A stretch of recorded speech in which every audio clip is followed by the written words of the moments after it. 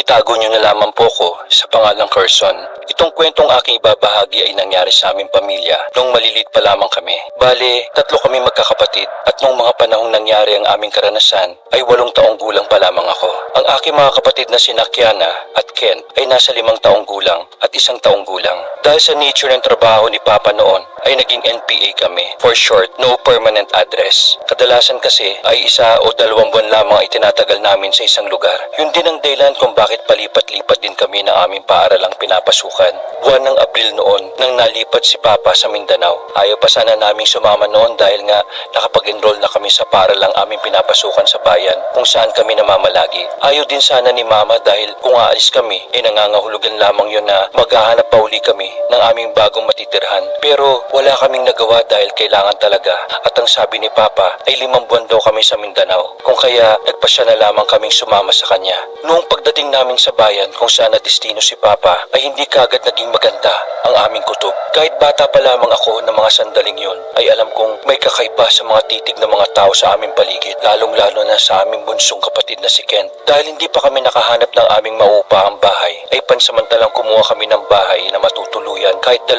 gabi lamang. Hindi naman nahirapan sina Mama at Papa sa paghahanap ng bahay na aming matutuluyan. Kahit na medyo may kalumaan na yon at walang ibang umuupa ay kinuha na namin dahil malapit ng dumilim ng mga oras na yon. Habang nakikipag-usap ang aming mga magulang sa matandang babae na may-ari ng bahay ay hindi ko maiwasan na hindi mapatingin sa kanya. Ang ipinagtataka ko lamang noon ay parang panay ang singap niya na parang may kung ano siyang inaamoy. Panay rin ang dura niya sa labas ng bintana na tila naglalaway na hindi niya napipigilan. Hindi ko alam pero nakaramdam ako ng kakaiba lalo na sa tuwing mapapalingon siya sa aming magkakapatid. Tila nanunood sa aming kalamnan ng kanyang mga titig sa amin. Yun nga po, doon muna kami pansamantalang tumuloy sa nasabing bahay. Ayos naman po lahat noon kahit na may kalumaan na yon. Noong gumabi na sa hindi namin inaasahan ay hindi makatulog si Ken. Iyak lang siya ng iyak at kahit anong gawin nila Mama at Papa ay hindi pa rin siya tumatahan. Patuloy lamang siyang pinaghihili ni Mama. Kami naman ay sinabihan ni Papa na matulog na kung kaya nahiga na lamang kami ni Kiana ng magkatabi. Nang nakahiga na kami ni Kiana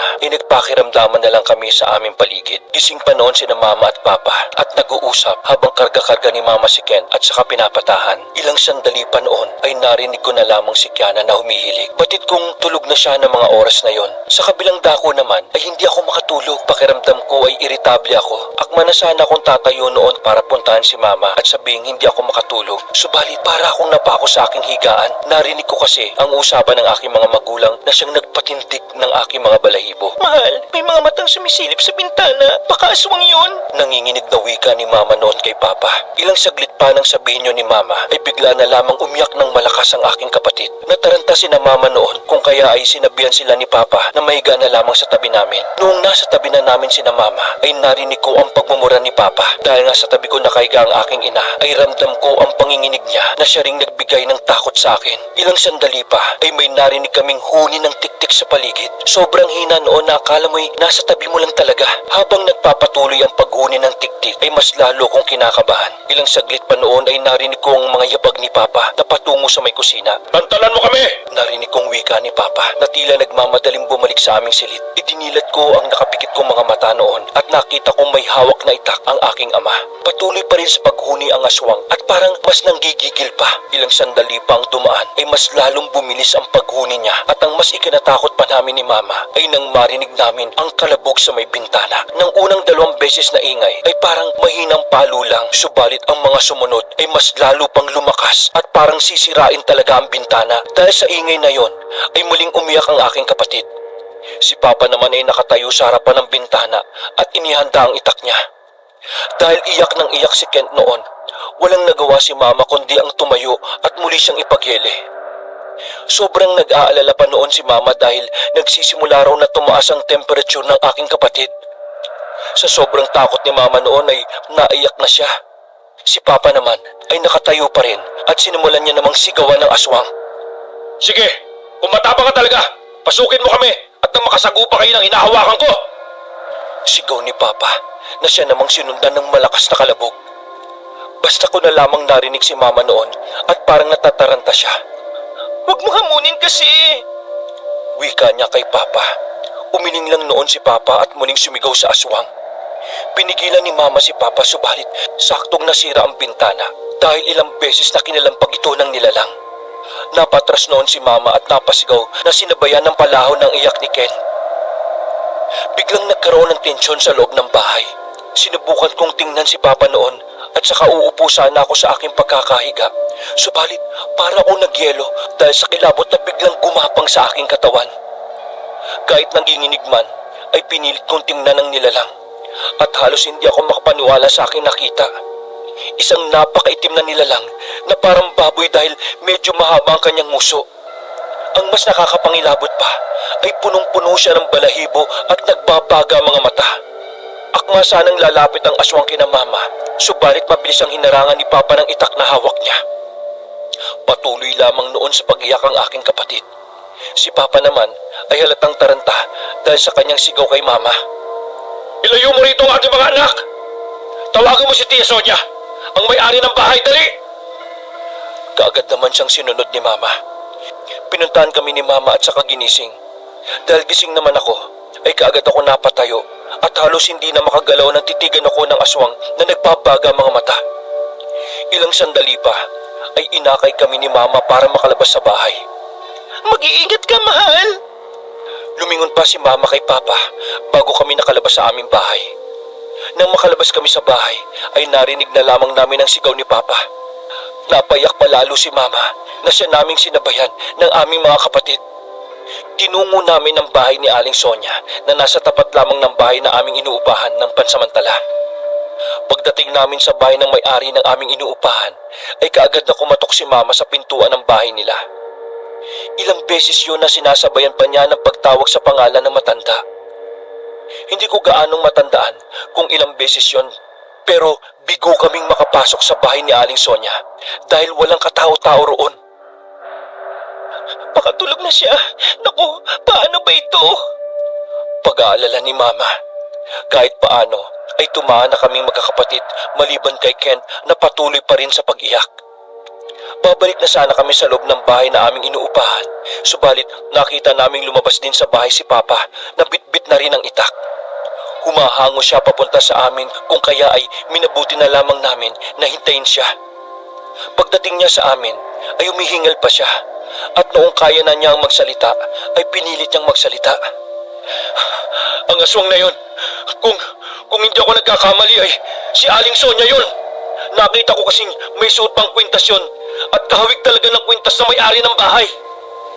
Wika ni Papa na halatang natatakot din. Hindi namin alam ang aming gagawin ng mga oras na yon.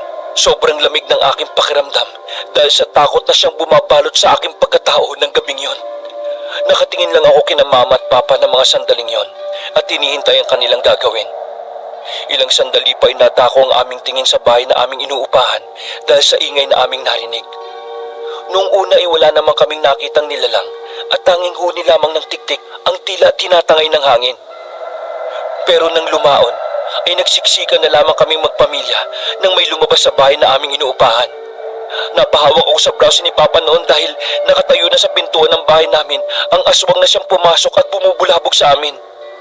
Nang mga sandaling yon ay naaninag kong naglalaway siya habang nakatitig sa amin ng matalim.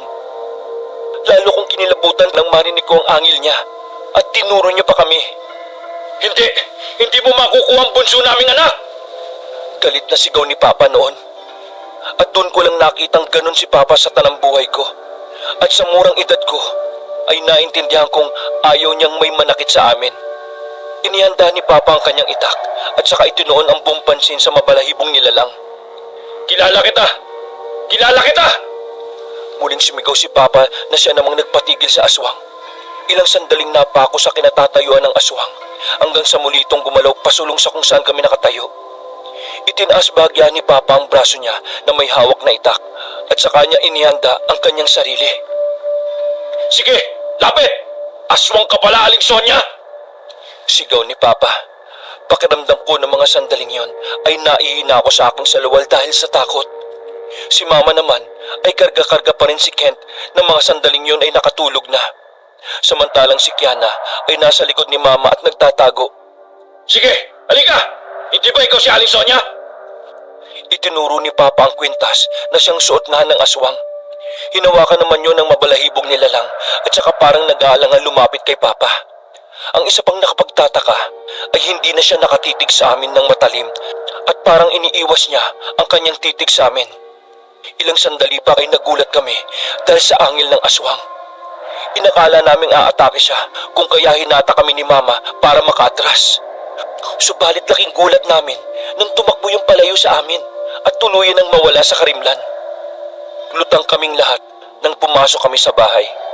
Kaagad na inihanda ni na Mama at Papa ang aming mga gamit. Sinabihan nila kaming matulog na at babantayan nila kami. Subalit, hindi ako nakatulog noon dahil sa takot. Nang mag-uumaga na, ay kaagad na pumunta si Papa sa bahay ni Aling Sonia. Kinausap niya ng mahinawan ng matanda. Nakapagtataka nga na inabot pa ni Papa ang upa namin, ngunit tinanggihan niyo na matanda. Sa halip ay humingi pa ito ng tawad dahil sa kanyang ginawa. Inamin niya kay Papa na siya nga ang pumasok dahil hindi raw niya mapigilan ng sarili niya. Kaagad naman kaming umalis sa bahay na yon at saka naghanap ng aming matitirhan. Hanggang ngayon ay hindi ko pa rin malimutan ang naging karanasan naming yon. Kung kaya ngayong may sarili na akong pamilya, madalas kong sinasabi sa aking mga anak na mag-iingat sila sa bahay na kanilang pinupuntahan, lalo na kung dayo lamang sila. Wakas.